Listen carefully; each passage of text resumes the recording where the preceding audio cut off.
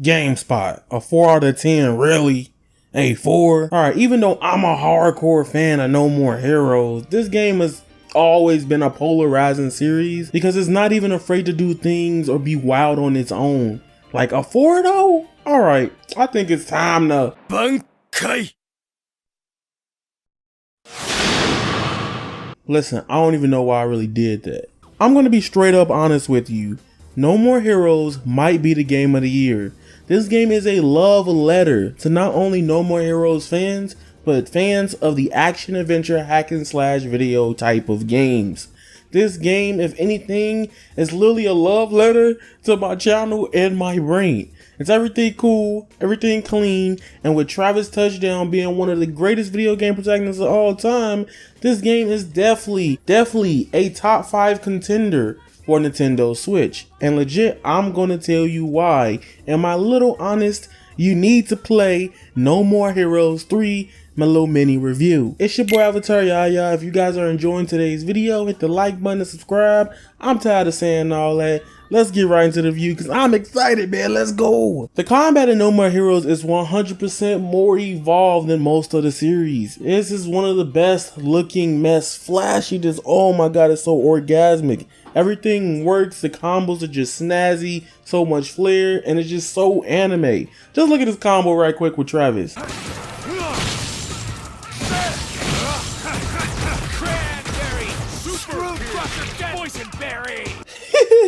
I'm not even gonna lie to you, the way Travis moves in combat, the whole fluidity of it is really crazy, exciting to me, exciting to see every time, bruh. Also, in the gameplay, you have mecha boss battles, little miniature side bosses where you go into space. Travis is broke and he crazy. You get 2 different gameplay styles in the game. This ain't even the main boss battles that I'm talking about here. What's cool about this game is the Death Glove skill. It just adds another layer of combat depth because this almost affects everything. That includes all bosses and enemies in the game to some extent. There's one boss in the game that you literally have to use a death slow, where it literally slows down time in order to beat the enemy and you just go crazy on it. This game does a really good job in making you learn the gameplay mechanics and thinking about using them in all situations if possible. Don't worry, if you lose out or you wasn't paying attention, you can always find out how to do every move in the game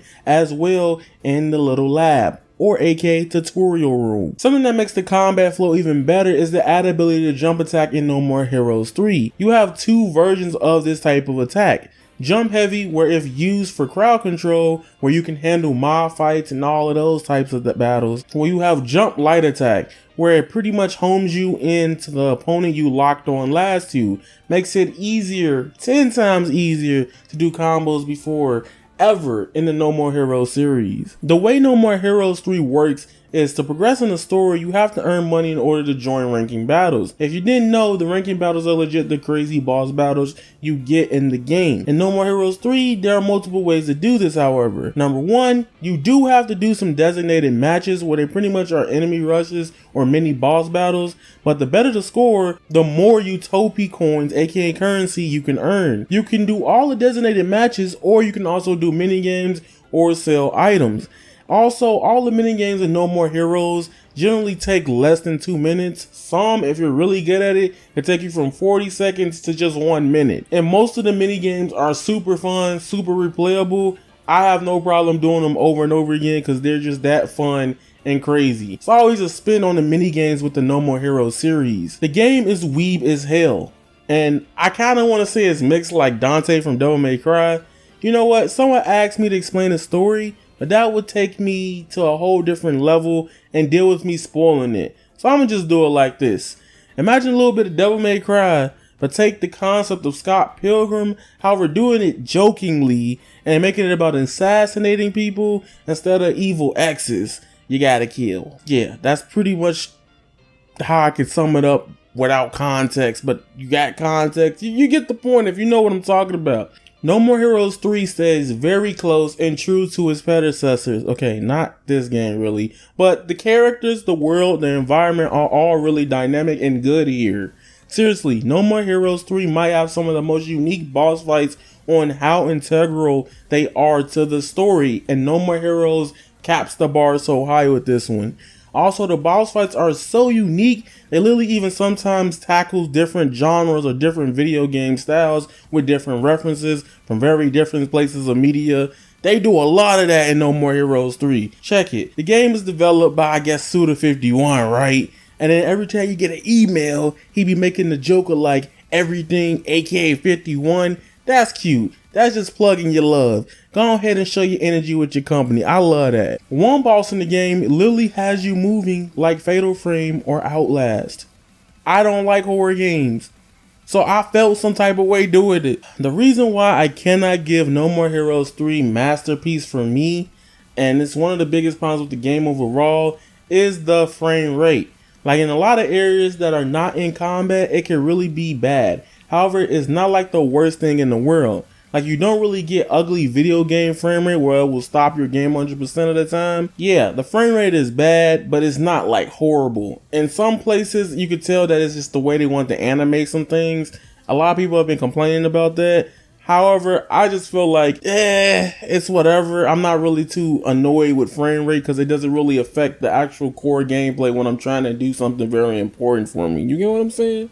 The place I experienced the biggest frame rate issues would be riding the bike. However, even though that sucks, the way you ride the bike in No More Heroes and the Akira reference that you get from it, I'm sorry, the frame rate sucks, but this is just too cool to me. So even if I get a bad frame rate doing it, the last couple seconds of it is beautiful every time I do it, okay? I'm sorry I'm biased in that way. It's very prevalent more towards when you start the game, but then you get to it at the point where you're like, dang, I don't even notice the frame drops unless you really see something break down.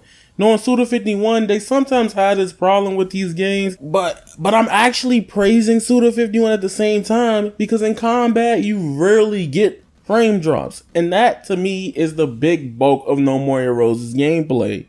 In No More Heroes 3, yes, you can also upgrade Travis. You can upgrade the health, the battery in the game for your katana blade, and oh yeah, the little charge up thing that No More Heroes is famous for, it's still in the game.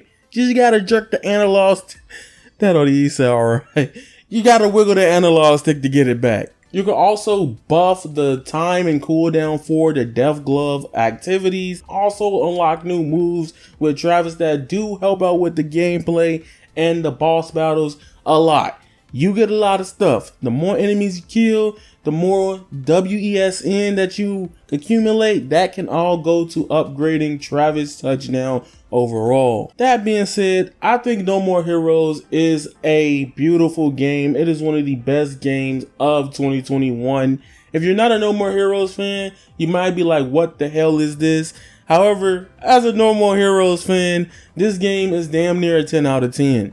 I'm not gonna lie to you, it's pretty good.